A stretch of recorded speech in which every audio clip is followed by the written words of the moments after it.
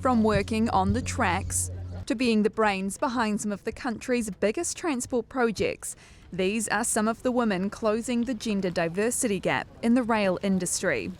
It's long been a male-dominated space, but it's slowly changing.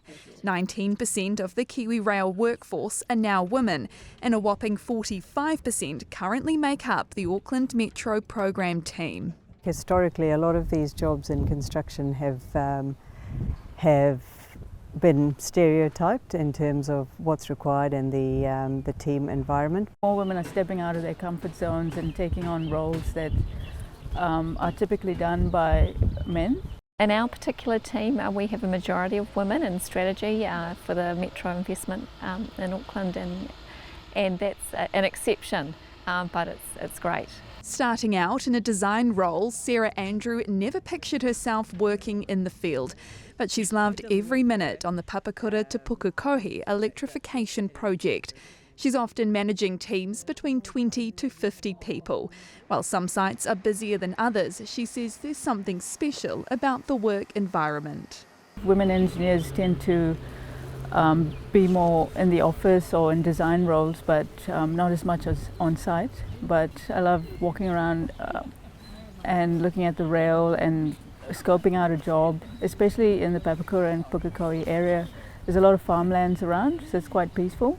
She collaborates with colleagues like Bobby and Adrian, ensuring what's done on the tracks reflect the vision of those in the office. All parts of the business need to work together to ensure successful delivery of both the operational side and the infrastructure side. I'm surrounded by a bunch of very capable women, and we're out there proving that we're just as good as the men, if not better.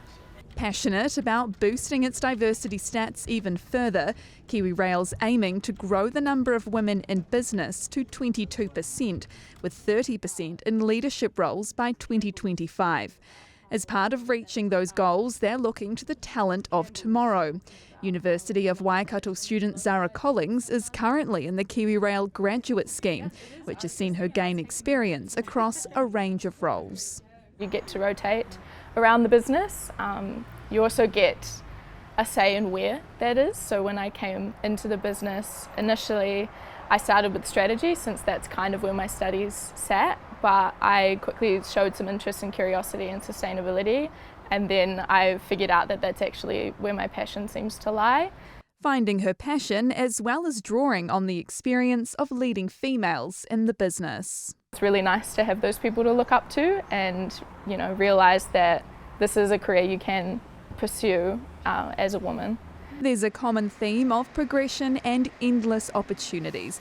Where these women started versus where they are now, testament to that. I can sort of see a pipeline of work, which means that if you were to make rail your career of choice, you can, move through various layers of management and progress through your career. We also see a lot of people sort of move across the transport sector, so there's absolutely transferable skills to be learned.